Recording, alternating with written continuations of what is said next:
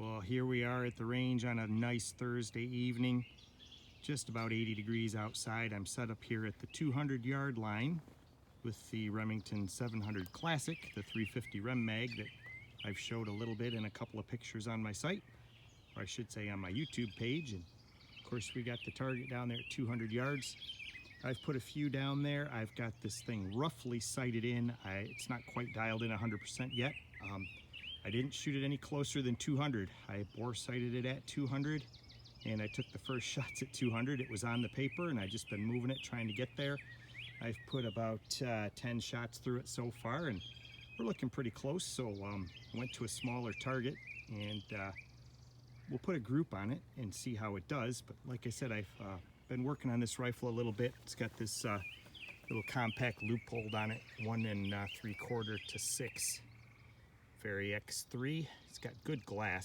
Real good, the target looks great. I was shooting at a 200-yard NRA spot with, the giant big black bullseye because I was shooting iron sight rifles. I was working with that 1917, and I've got that dialed in good at 200 yards. That's shooting real well, and I'm happy with that. And what we've got here for our load is the for the 350 is the 220 grain Speer Hot-Cor, and we're running Winchester 748, starting load of 58 grains. I've forgotten what the estimated velocity is on that. It strikes me that it's somewhere around 2,400 or something like that. It's not incredibly pushy, but it is a 350 Rem Mag, so we get to enjoy that. But like I say, I've shot a fair amount of these today already, on the order of, I guess, about 10 of them.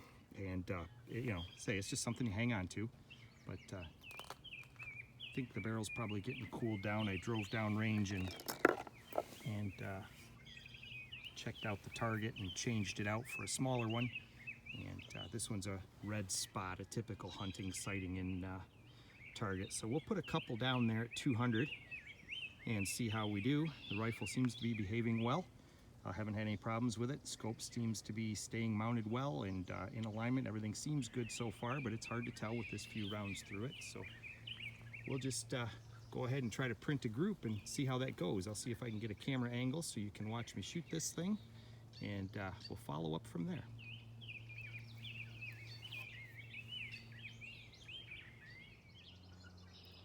Okay, that view's not too bad. Got the spot and scope over here. Obviously the rifle here, ammo here. We're all set. Once again, 200 yards.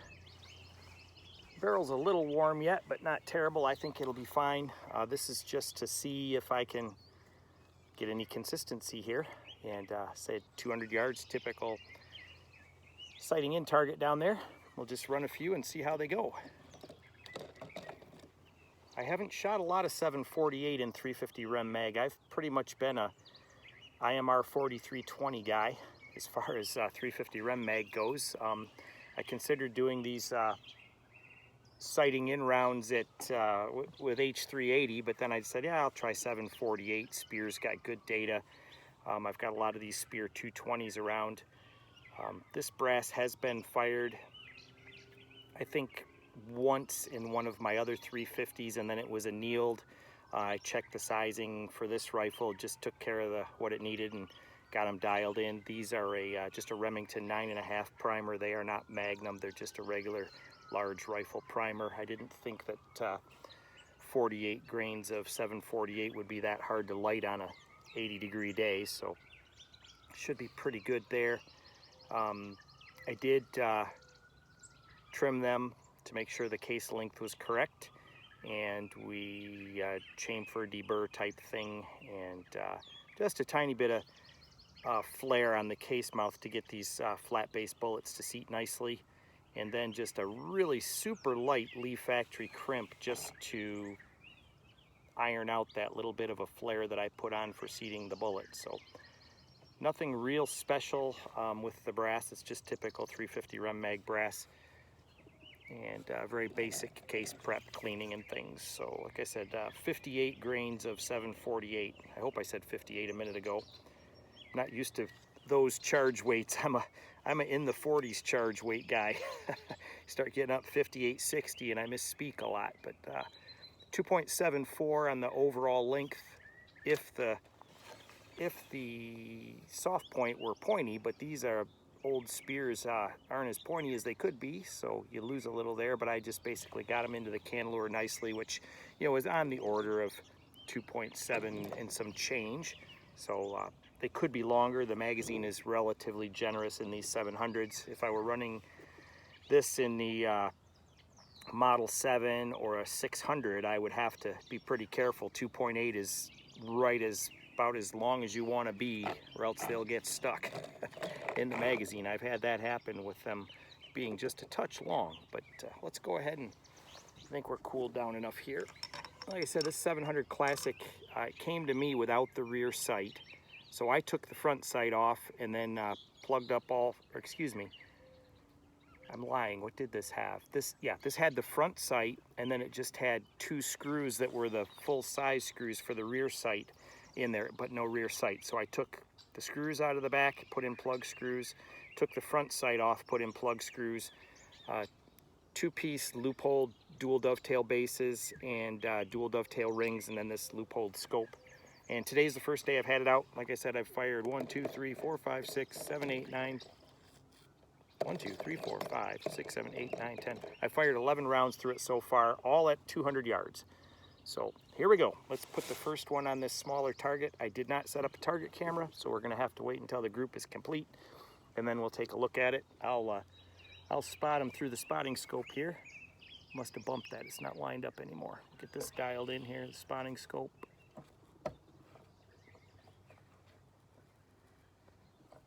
There we go. That's showing up pretty good. So we should be on that target. Let's give it a try and see how it goes here. Chamber the first one up. After I shoot, see, I've got 7 of these rounds. Maybe after I shoot some, I'll run a couple out of the magazine. I have not verified the feed out of the magazine with this bullet at this length. I don't anticipate any problems. I've used similar configurations in other rifles, so I don't think it'll be a problem. But let's go ahead and get these printed and see how it goes.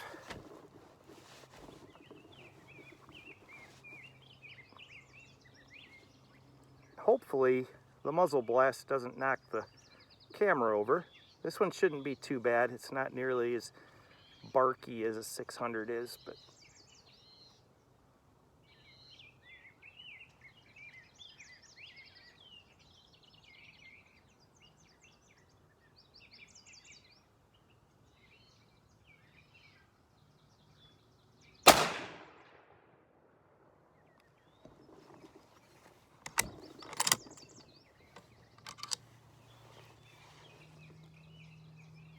brass is plenty safe. It's, like I say, this is a starting load of 748, 58 grains. Let's see where that printed. Okay, we are at about 10 o'clock in the 1, 2, 3, about the 4th ring out. So definitely need a sight adjustment to the right, but I'm not going to do that. I'm going to go ahead and print a few and see how it goes.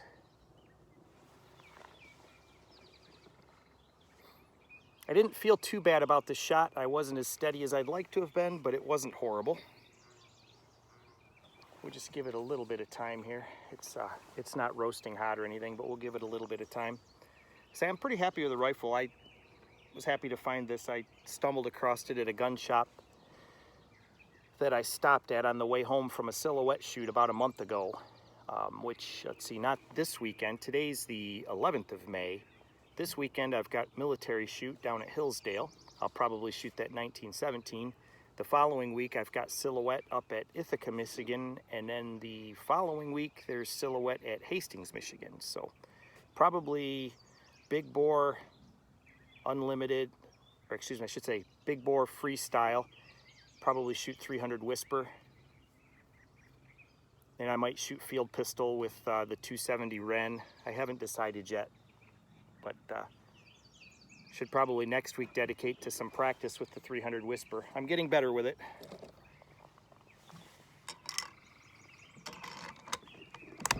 Okay, let's try the second shot here.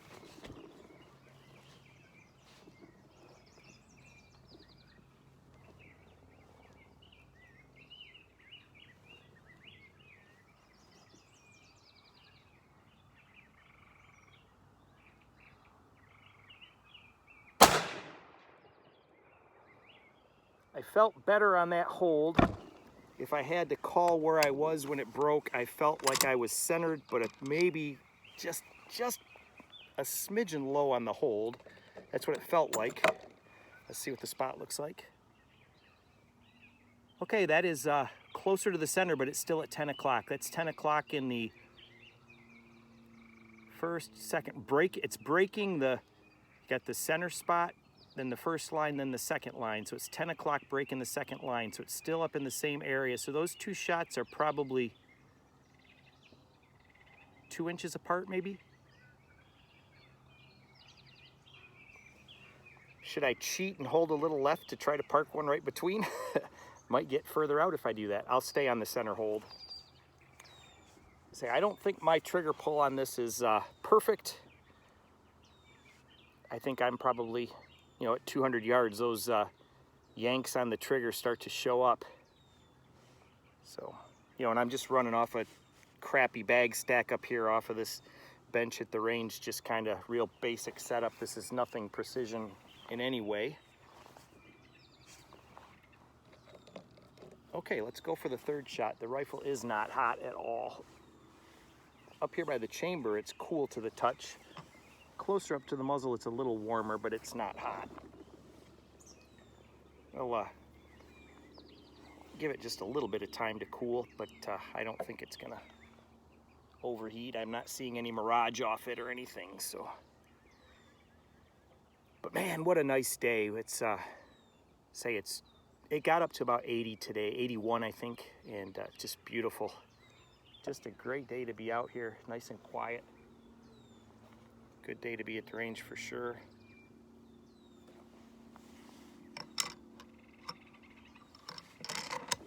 All right, we got another one chambered up for the third shot.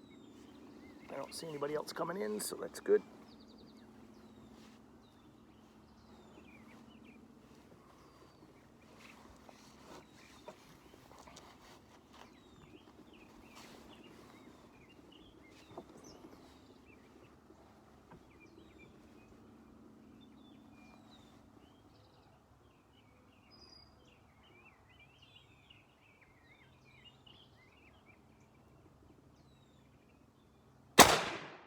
Felt a little left on that one.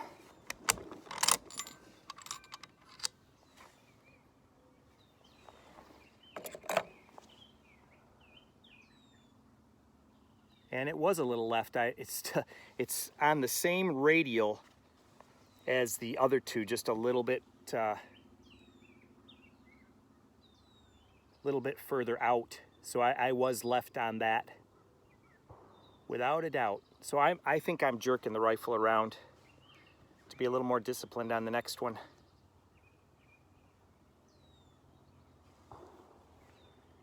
With this setup, what I'm probably doing is when I'm pulling the trigger, I'm probably pushing the butt of the rifle away from me. But I definitely felt that one that I did that.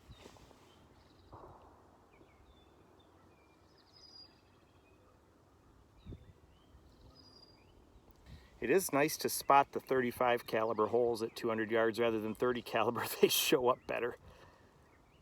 But yeah, it's a little warmer now. But I think that shot was definitely on me. I don't think it was anything to do with anything other than my setup and what I did when I pulled the trigger. So, boy, this is just beautiful day to be here. Maybe stop and get some food on the way home.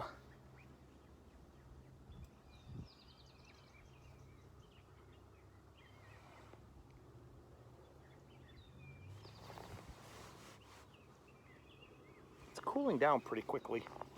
Let's go ahead and put another one through. I kind of keep an eye on behind me the path into the range, because when you shoot 200 yards here, you're at a bench that's further back, so other people can't shoot at 200 or at 100 or the other spots up on the open part of the range. So I try to be vigilant and see if anybody's coming, because I can shut down and let other people shoot, or I can move up to 100 yards. I don't have a problem with that. I just chose to do this at 200 yards today because I was already set up and I already had the signs out that said, hey, the 200 yards in use. If I stop shooting at 200, I need to go back and take the signs down so others know that everything's safe to come back and all that. Let's go ahead and feed this one out of the magazine. I'll press that down in there, and then I'll let the bolt up past it.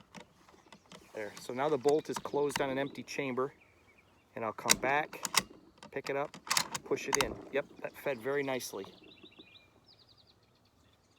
Okay, let's see if I can do a better job on this one and not jerk the rifle around. I think I'm just anticipating the recoil and being a little bit crappy with my hold and release. I don't like to hold on as tight as I'm holding on to this, but if I don't with this rifle, it might talk to my glasses a little bit, and I don't really want that.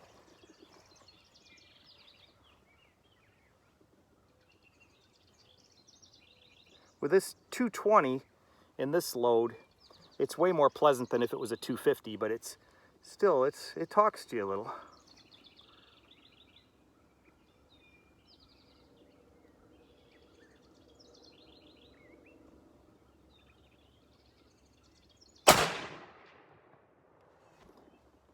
My hold was better, but I felt like I pulled up off of the rifle a little bit during the recoil. I didn't really keep my cheek on it as good as I'd like to. I could feel myself come off of it. And that one is right exactly beneath the second shot. So that one's closer to 9 o'clock than 10 o'clock. And the same distance to the left. It was probably a better executed shot than the one that I jerked far to the left. I probably did better on my left to right, but I felt that on my follow through, I felt that I picked my cheek up a little bit. That's one of the good things about videoing this stuff. I can go home and watch this and see all the things that I do wrong. It's like coaching myself. I can say, geez, you flinched on that one. Then, of course, talking and trying to entertain, it's, you lose a little bit of discipline, that's for sure. But it's more fun. It's, I can certainly concentrate more if I wasn't trying to do a video and entertain, but this is fun too, to kind of talk about things a little bit and have a good time.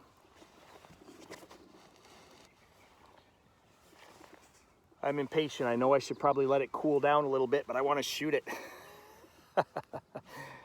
So I had 18 rounds of ammo prepped for this because that's what I had liberated on brass without doing a bunch of work. I had 18 pieces that were ready to go after I did some other stuff. I do have some cast loads that are ready to go that I think I'll probably run in my 600. I thought about bringing that in, but I really wanted to shoot that 1917 here at 200 yards and get that dialed in for the upcoming military shoot. And that shot really well. I did take a little bit of footage of the target. I didn't take any pictures of me shooting it, but it started out a little bit left and high, right where I thought it would, and just with a little bit of difference in the hold, the last 5 I put right in the middle. The last 5 shots were all X's and 10s. So it's like, I can drift the front sight a little bit on it if I choose, or I can just run with that hold. Very little wind today, so I think that's where it is printing. It might be a little bit different when I get down to the range where the shoot is because the lighting is different. It's amazing how much difference the lighting makes on the iron sights. If they're shadowed just a little bit different. So I don't drift them around unless I really think I have to. I just kind of take a note of where it's shot so I know where the hold is at this setup, this range anyway. So when I get down to the other range, I should have a pretty good idea where to go with it. So let's see if I can get another decent one down there. Try not to be flinchy this time.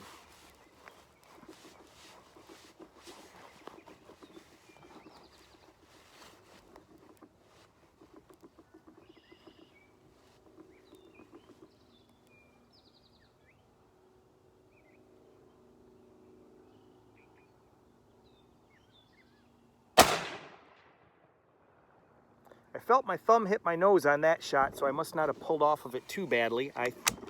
It's hard to keep your face in behind that scope when a rifle's bouncing around. But let's see here. Put that back in there. I got 2 bullets left. Okay, that one is a little bit lower.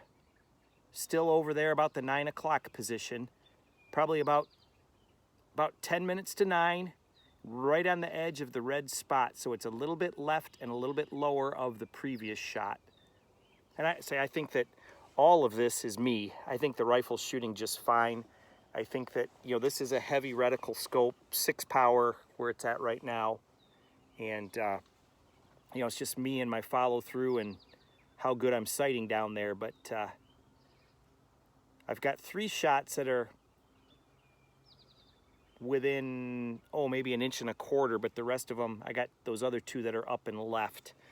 So it's, I think it's trying to do its thing, but the bozo that's pulling the trigger is getting a little jerky back here. But it definitely warrants a correction to the right on the order of, it could use a correction to the right on the order of an MOA. I would say that the shots that I felt good about are roughly 2.5 inches to the left of center, so about an MOA or so of correction. I think those squares on that target are 1 inch. Debating whether I should go ahead and dial in that correction or if I should just shoot those. I said I was going to shoot them all without making a correction, so let's stay on that path, and then I'll know, and I can make a sight adjustment or scope adjustment from there. Still got the caps off the scope, so it's easy to change. So maybe after I get done shooting, if they all kind of stay over there. Of course, maybe the next shot now is going to go on the other side of the red, and I won't even know what I'm doing. But yep, that's what it's showing right now. So I got 3 what I would call decent shots, and then those 2 that I obviously flinched, jerked, pulled, whatever you want to call them, up to the left. But probably better hurry up here because I'm getting a little long in the tooth on this video. Everyone's gonna say, shoot it already. Okay, let's try another one. And that was out of the magazine. Yeah, that bullet feeds great.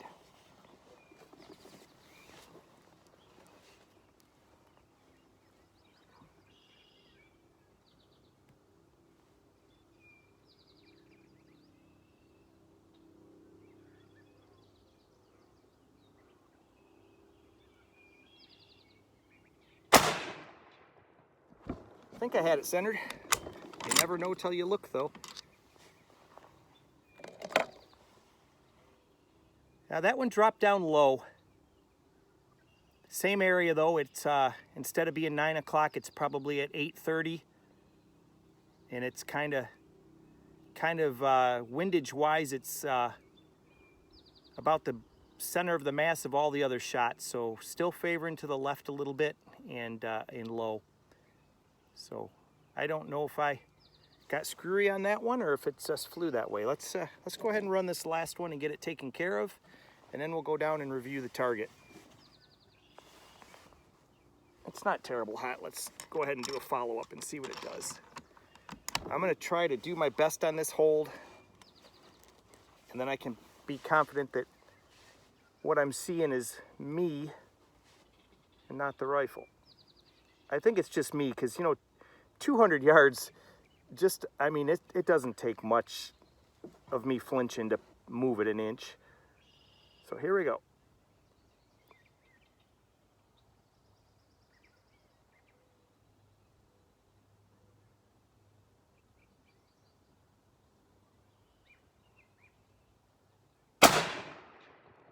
I could see, it's a red bullseye and there's white in there. I could see that I was, when I started to break the shot, I was where I needed to be. Now my follow through may not have been the greatest, but I did have the sight alignment where I wanted it. And that's the best shot of the night. That one is back on that 10 o'clock radial, and it's on the first ring out. So it's right up there. So I've got probably the 3 shots that I feel the best about are about maybe 1 inch, 1.5 inches. So I think it's all me. Let's go ahead and say, okay, that's 1 inch, 1.5. I'm comfortable dialing 1 MOA of right into this. I'm gonna go ahead and do that before I put the rifle away. Right. 1 click, 2, 3, 4, 5, 6. This one is a 1/4 MOA per click, so I put 6 in there. That'll be MOA and a half. That might be too much, because 1 MOA is going to be 2 inches. Let's go back to the left 2. I'm going to go back to the left 2. We'll call it good there, and then I'll bring it out and shoot it again. 1, 2. Okay, that's that. So scope caps back on the rifle, and I'm going to hop in the truck, and we'll go down there and take a look at that target, and then we'll wrap this up. Can even take the earplugs out now. All right. Okay, well, I'll see everybody downrange in a minute. Well, okay, there's our target. I just pulled up to the backstop here, and for perspective, I'll hop out of the truck here. Getting out of the truck, and if you look way down there, down the lane, see if I can do a zoom without being too obnoxious. Up on that little raised elevation part is the bench we were shooting from. So it's, you see the green roof to the right. Look to the left of that, next to the trees, and up on the little bench there on the little knob there. So that's where we were shooting from at the 200-yard bench. And I'll go ahead and zoom this back down to the normal size, walk around behind the back side of the truck here. And here's the backstop and coming up to our target. Like I say, this is a typical sight-in target that you get at the gun shop. This one happened to come from On Target in Kalamazoo. No, they're not a sponsor, they're just friends. And this was the first shot here. This was, I believe, the second shot. Then I came back out here on that one that I pulled. Then I was here and here. And then when I said I'm gonna dial down and shoot better, I got back up in here. So actually those 3 that I felt good about are within an inch. So I think the rifle's fine. Even if we get this one over here, that's, if each square's an inch, that's, 2 inches anyway. So these here are me making mistakes. I think the rifle's kind of going in here. So I put in 1 MOA of correction, which actually might be too much. That's that line there. I might ought to take 1 more click out of that and bring that back another, only a 1/2 of an inch there to get this to here. So 1.5 inches of correction roughly. So we don't need but 3/4 of an MOA of correction. So I might take 1 click of that right out of there, because that's going to probably favor this side a little bit. But those 3 shots there, if we say that's, those are the 3 that I felt the best about, especially this last one. I did feel the best about this one right here. So I think that's looking pretty good. I think the parachute jump planes up there, it sounds like them tearing around. I can't see it or I'd show you. But yeah, that's our 200-yard target. I'm pretty happy about how that printed. I think if I just get my discipline together here, we'll be all right with that 220 Hot-Cor. Say that's a 58 grains of Winchester 748 and a Remington 9.5 primer, basically seated to the cantilever, roughly 2.7 to 2.74 on the cartridge overall length, depending on how mushed up the soft tip is. So I think 748 in the 350 is pretty doggone good. I say I hadn't done much of that before. I'm trying to think if before this, if I had ever run 748 in a 350, and I don't think I have. Like I said, I've typically been 30-31, 43-20, H380. I think I did Reloader 7 once, if I remember right.